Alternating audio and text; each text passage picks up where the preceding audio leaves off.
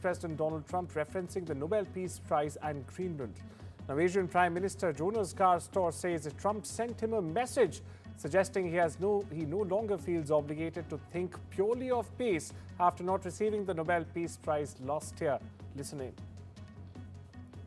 Jeg tenkte å gå inn og kommentere hver setning i den SMS-en. Han veldig opptatt av Nobelprisen. Og jeg har forklart han lenge at det en pris som deles ut av en norsk komité, ikke av en norsk regjering.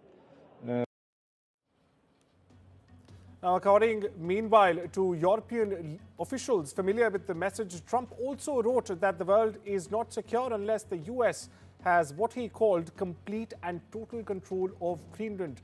It's a self-governing territory of NATO member Denmark. The message, very importantly, comes amid a broader dispute over Greenland and after Trump announced a 10% tariff on imports from several NATO allies, including Norway. Stowe described the situation as being unusual and added that threatening allies with tariff is unacceptable. Not only this, he added that he has not replied to the message but attempted to speak with Trump by phone. Stowe further says he hopes to speak directly with Trump if they meet later this week at the World Economic Forum underway in Switzerland's Davos. Jeg har vel ikke svart på meldingen. Jeg ønsket jo å få til en telefonsamtale med han i går om disse spørsmålene sammen med den finske presidenten som jeg arbeider tett med. Og det lot seg jo ikke gjøre, og jeg sendte vel et signal om at vi synes fortsatt det vil være klokt med en sånn samtale. Back at home, US Treasury Secretary Scott Bessent has dismissed questions about Trump's message to Norway on Monday, and now he's also defended the president's approach to Greenland before abruptly ending a brief Q&A with reporters in Davos. We get you more.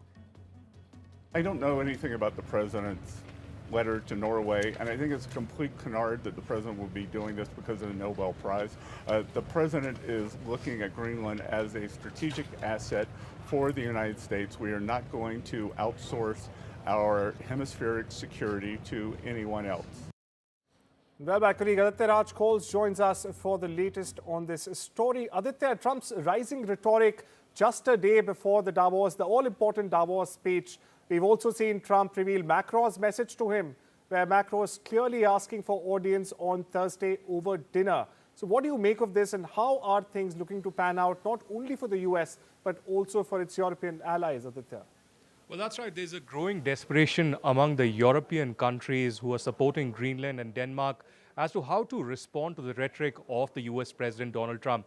Just a couple of hours ago, Donald Trump took to social media, Truth Social, and posted an image where he showed a map in which Venezuela, Greenland, and another country were part of the United States, Canada, in fact, in this particular case. So there is a rhetoric, there is, of course, provocation that is continuously coming in. He also posted a personal exchange with the French President Emmanuel Macron, in which Macron was desperately pleading Trump to join the G7 meeting after Davos and thereafter leave for the United States.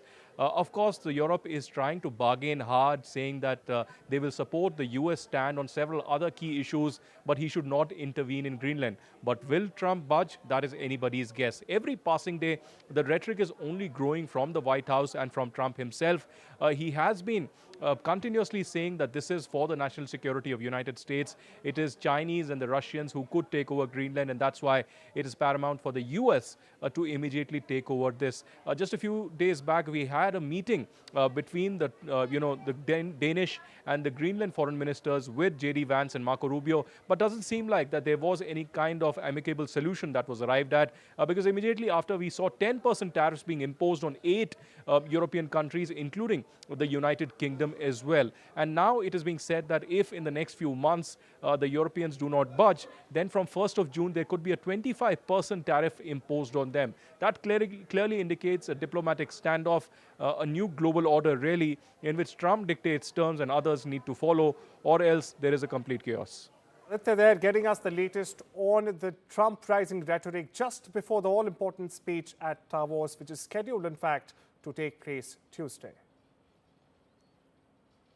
Donald Trump revealed he had a phone call with Secretary General of NATO Mark Rutte on Greenland. Now, in a Truth Social post, Trump has said, and as you see there on your screens right now, he agreed to a meeting of various parties in Davos. That's correct. And amid all this chaos, Trump has also created on a global stage. He says that the US is the only power that can ensure peace throughout the world. Not only this, he's also reiterated his desire for Greenland and stated that there is no going back. We stay with Donald Trump, who's made several striking comments on Monday before boarding the Air Force One to return to Washington, D.C. He mocked French President Emmanuel Macron, saying nobody wants him on the Gaza border of peace. He threatened a 200% levy or tariffs on French wine, saying maybe only then Macron will join his board. He also spoke about his Nobel Peace Prize snub. Trump said he does not care about the Nobel Peace Prize, the first coming from the U.S. president. The president also took the opportunity to double down on Greenland as well. He undermined Denmark and said they simply cannot protect the island. We get you, Trump's bites. Do you have any response to President Macron saying he will not join the Board of Peace? Oh, did he say that? Well, Yeah. nobody wants him because he's going to be out of office very soon. So, that's all right. What I'll do is if they feel like Costo, I'll put a 200% tariff on his wines and champagnes, and he'll join. But he doesn't have to join it. Well, Donald Trump there, he also doubled down on Greenland and, of course, slammed French President Emmanuel Macron. Take a look. No, I don't care about the Nobel Prize. First of all, a very fine woman felt that I deserved it and really wanted me to have the Nobel Prize, and I appreciate that. If anybody thinks that Norway doesn't control the Nobel Prize, they're just kidding. They have a board, but it's controlled by Norway, and I don't care what Norway says. Well, I don't think they're going to push back too much. Look, we have to have it. They have to have this done. They can protect it. Denmark, they're wonderful people. And I know the leaders, they're very good people, but they don't even go there. Now, as Donald Trump declined to rule out seizing Gaza by force in his latest response to local media, the Danish Foreign Minister Lars Rasmussen has issued a new message for Trump. We'll play out that message for you right now. I Arktis, og den vil formentlig kun blive forværret, hvis man ser en generation frem, uden at krydse vores røde linjer. Det blev så sprunget i luften af de her meget, meget voldsomme meldinger fra præsidenten, og der er det jo rigtig, rigtig vigtigt, at alle os, der tror på international retsorden, får sagt fra. Altså for at vise Trump, at den her vej kan du ikke komme længere nedad. And now we take you straight to Switzerland's Davos, where my colleague Vishnu Shom unveils the latest of President Trump with the president of Eurasia Group, Ian Bremmer, on Trump's actions concerning Greenland. India and the United States have been talking about a trade deal now for a long period of time. It's moved, then it's stopped, it's moved. It's nowhere close to being signed as we speak today. Perhaps it might take a few more months if it happens at all. There's a new relationship between New Delhi and China. Some would say that the relationship between India and the United States was premised on a common concern around China. Is that dynamic also changing with or without a trade deal? You know, at least a little bit it is, but part of it is because the Indians are in a better position to push back. There is, sort of a spectrum of how countries fall between FAFO, fool around and find out, and taco, Trump always chickens out. Right. And on the FAFO side, that's the headline right there, but carry on. Well, I mean, it's pretty clear. No, That's how right. Trump sees the world. And, FAFO, you've got, for example, the Venezuelans and the Ukrainians, and taco, you've got the Chinese and the Russians. Right. And it turns out India is actually more on the taco scale. Yeah. Why? Number one, Modi's a very popular leader who's been in place for 10 years plus and understands that he's going to be there longer than Trump. Also because India is growing at 7-8% this year, and the trade relationship between India and the U.S. isn't that important. At the end of the day, it's not going to break India the way it would Mexico or Canada or the Europeans. So, this isn't so urgent for Modi that he has to respond to everything that Trump wants. And I think that where you are on that spectrum matters a lot. Absolutely. In So fact, India, a little more taco. True. There's just been this IMF revision of India's GDP numbers. That's gone up to 7.3%, despite the fact that sanctions are at 50%. If it goes up to 75% because of our economic relationship with Iran, then it could be anything. I mean, who knows what will happen. But for the moment, the Indian economy appears to be fairly resilient. So let's see how far that goes. But I guess... And it's reforming. True, it is. Again, look at the insurance companies, private sector investment, nuclear, private sector investment. I mean, lots of things that India continues to do over a decade now that make it more attractive to international capital investment. This really matters. Most democracies around the world do not have that capacity. Yeah. And well, today, the 20th of January 2026 marks exactly 1 year of Donald Trump's second term as the President of the United States. 1 year in, and he's already made major headlines across the globe. Immigration crackdowns to shooting tariffs, he's shaken up each and every sector. Take a look at this report. U.S. forces attack Venezuela. Arrest strongman Nicolas Maduro. U.S. President Donald Trump makes it clear he wants to take over Greenland. A year ago, these headlines would have seemed improbable. But a year into his second term, Trump has made the improbable seem plausible. Almost as soon as he walked into the White House, Trump launched a sweeping purge across federal agencies, targeting what he calls the deep state. Thousands of officials were removed or sidelined in the largest government shakeup in modern US history.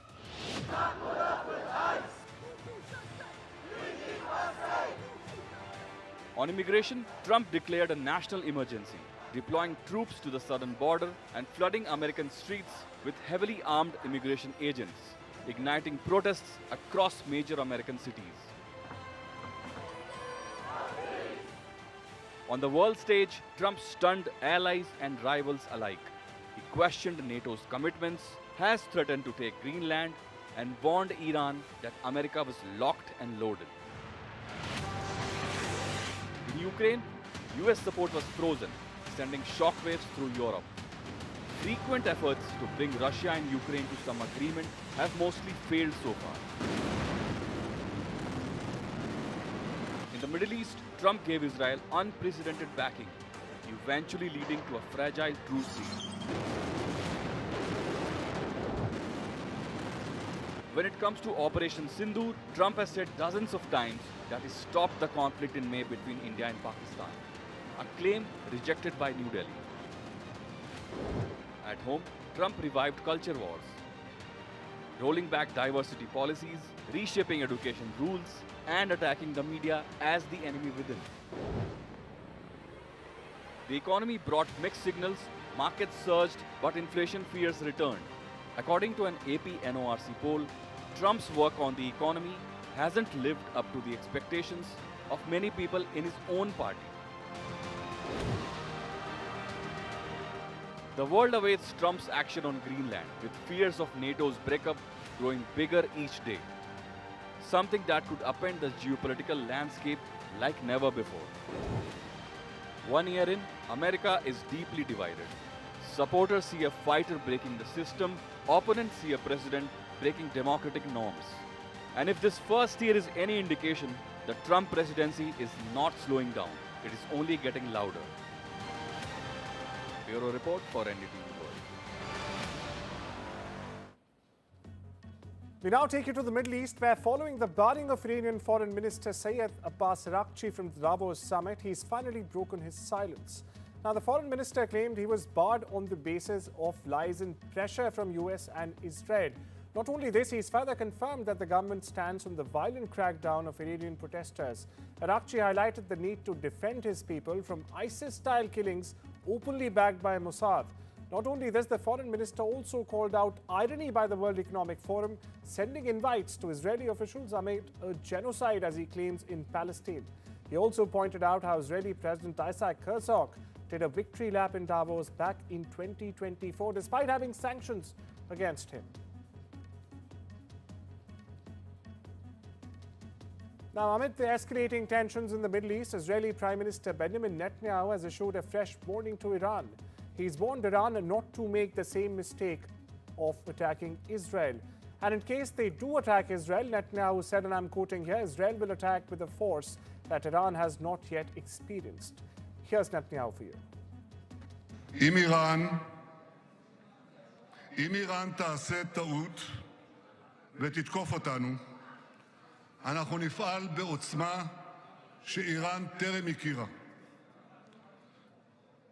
איש אינו יכול לנבא מה ילד יום באיראן, אבל דבר אחד ברור, יהיה אשר יהיה, איראן לא תחזור להיות מה שהייתה.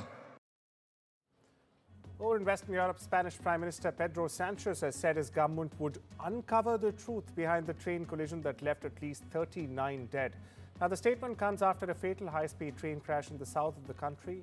Some bodies were found hundreds of meters away from the crash site. Efforts to recover, meanwhile, the bodies continued on Monday and the death toll is likely to rise even further. Listen in. A dar con la verdad, que vamos a conocer la respuesta y que cuando se conozca esa respuesta del origen, de la causa de esta tragedia, como no puede ser de otra manera, con absoluta transparencia y absoluta claridad, lo pondremos en conocimiento de la opinión pública, de los ciudadanos y ciudadanas a través de los medios de comunicación. Fast developing Greenland dispute, to say the least. UK's Liberal Democrat leader Ed Davey has a few things to say about Donald Trump. Well, Davey has branded Trump as a gangster and a bully, but he did not stop there. He went on to state that Trump is the most corrupt president the United States has ever seen. He took also a jab at the UK Prime Minister Keir Starmer for failing to appease Trump. Davey also urged European allies to stand united until Trump finally backs down. Here's what Davey said. He is a bully. He thinks he can grab whatever he wants using force if necessary. And he is corrupt. The most corrupt president the United States has ever seen. So there are only two ways of getting him to back down: bribing him with a new jet perhaps, or a few billion in his crypto account, or standing up to him like we would with any other bully. Standing together with our European allies to make him back down. The Syrian government and the Syrian Democratic Forces, or the SDF as they are called, have finally signed a ceasefire deal. Now, this deal will dismantle the Kurdish-led forces and also reintegrate northeastern Syria with the rest of the country. This is a big political victory for President Ahmed al-Shara and his government, of course, in Damascus. Since taking over the reins of power back in December 24, he has struggled to reassert the government's full authority across Syria. And now he has the vast majority of Syria in his hands. SDF forces, meanwhile, will now reintegrate with the Syrian military and police forces.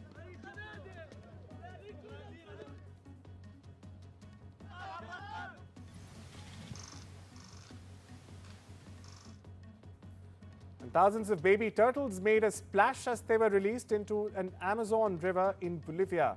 The move is part of a conservation project. The yellow-spotted river turtle is listed as vulnerable to extinction by the International Union for Conservation of Nature. Habitat destruction, pollution and poaching are the three main reasons for the decline in the numbers of these animals.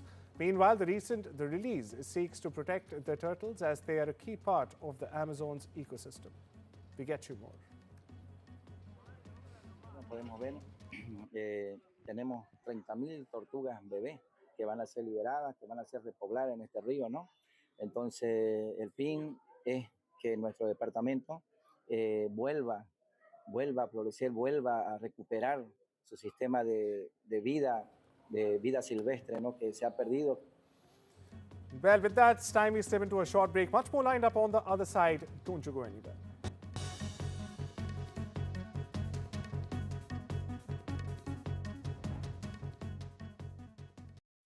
No child should suffer the torture of trachoma, but so many are in pain right now. Nananga's lashes have turned inwards. They rip and tear away at his eyes. Pomelo's sight could be gone forever. He's just 3 years old. Kofanga screams for his mother. His eyes are so infected that he can't even see her. For so many children in the world's poorest countries, trachoma is torture. It's a painful infection often spread by flies, and it's destroying children's eyesight. But it could be stopped if you help today. By calling 0800 038 4926 and giving £1 a week to Sightsavers, you can help make sure children get the treatment they desperately need.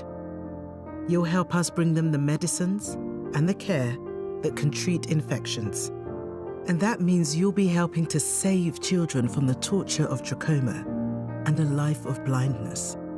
Please help us reach them. Call 0800 038 4926 Text C13 to 82727 or go online and give just £1 a week now. Because we need you to help save the sight of children like Nananga. We need you to help save them from the torture of trachoma. I'm a simple man, but now I'm in my 50s, things are getting a little more complicated. Retirement's peeking around the corner, and I wanted to make sure my family would be really looked after if anything happened to me. That's why I decided to learn more about over 50s life insurance from Cover Today. They're the only over 50s life insurer with no waiting period. Unlike other insurers who could make you wait up to 2 years, with Cover Today, you're fully covered from day one.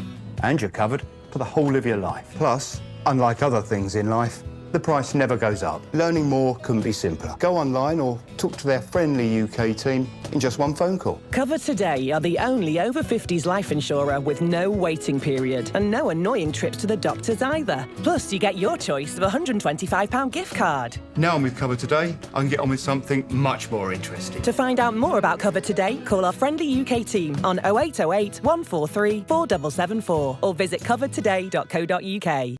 Whatever you need to ask about cancer, Macmillan's free support line is just a call away. Hello, Macmillan.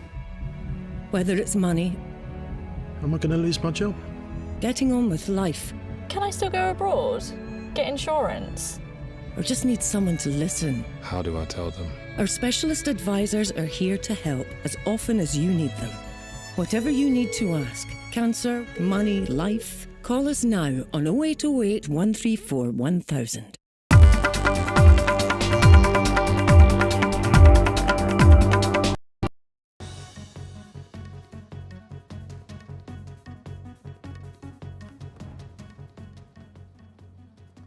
Welcome back. Now on to updates from the world of business and technology, where Canadian Prime Minister Mark Carney is in fact trying to foster a new global trading order. That's correct. Now Carney is working more closely with China in linking small trade deals. However, Canada's economy is still overwhelmingly dependent on the US. Now, only last week, Carney took his trade diversification push further than his allies in Europe by signing a deal with China. That's correct. Now, Carney aims to project Canada as the potential leader in a new global trading order. This comes after Trump's tariffs upended long-standing relationships. Now we take you straight to the UK, where the red carpets have become red lines, quite literally. And that's right, 26-year-old Brooklyn Beckham is bending the family script. He's thrown a curveball no one, in fact, saw coming, not even the UK media. Now, in a blistering social media post, in a blistering Instagram post, should I say, the eldest son of Sir David and Victoria Beckham is accusing his famous parents of control, manipulation, and even betrayal. Here's what he said and how the internet reacted. For years, the Beckham brand sold unity. But today, the image has cracked. Brooklyn Beckham, the eldest son of David and Victoria Beckham, going public with an explosive Instagram post. He's accusing his parents of controlling his life, his image, and even his marriage. Brooklyn says he's standing up for myself for the first time and that he doesn't want any reconciliation. He claims his parents tried to derail his relationship with wife Nicola Peltz. He alleged drama at the wedding and media pressure after the wedlock. Not only this, he also alleges that the Beckhams pushed him to sign away rights to his own name. Talk about a full-force strike. Brooklyn's post further says the narrative that his wife controls him is backwards, calling his break from family a turning point for his mental health. He writes that stepping away brought peace and not pain. And while the Beckhams haven't responded publicly online, reactions came fast. Fans calling it heartbreaking, others calling it overdue. But one post summed it up the best. Guess bended like Beckham has a double meaning. Bureau Report, NDTV. Legendary Italian fashion designer Valentino has passed away. The designer was 93 and passed away at his home in Rome. The fashion world, meanwhile, mourns and pays tribute to the late king of glamour. Here's a special report.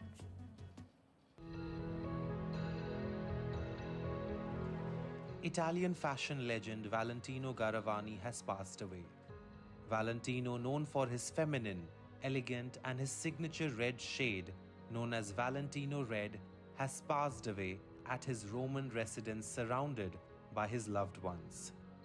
The Roman couturier, known to have found his label in the 1960s, rose to fame dressing European royals, first ladies, and stars like Audrey Hepburn and Elizabeth Taylor.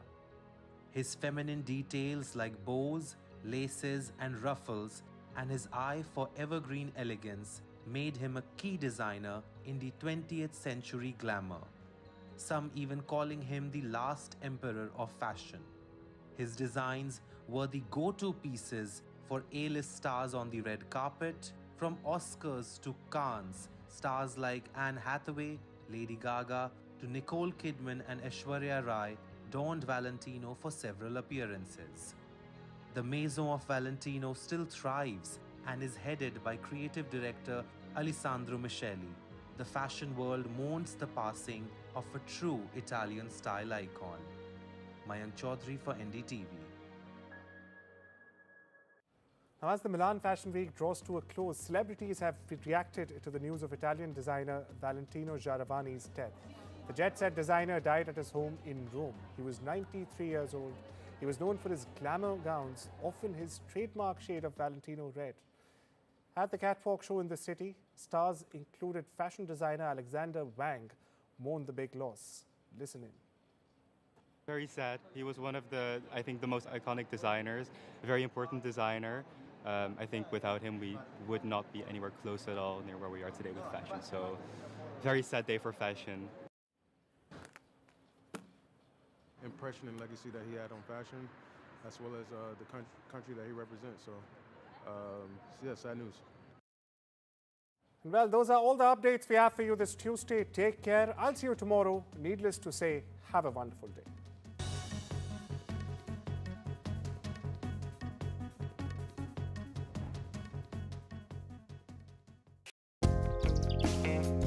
Oh no! What's happened? It's the car.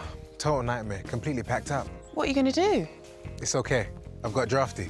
Drafty gives you a pot of cash up to £3,000, and borrowing £100 for 30 days costs just under £6. Just go online and apply now, and the money will be sent to your bank in 90 seconds. It's easy.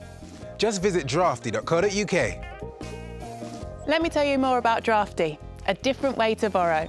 If life throws you unexpected bills, if your washing machine just threw in the towel, literally, or if your car has lost its drive, visit drafty.co.uk and apply today. There are no application fees and no early repayment fees.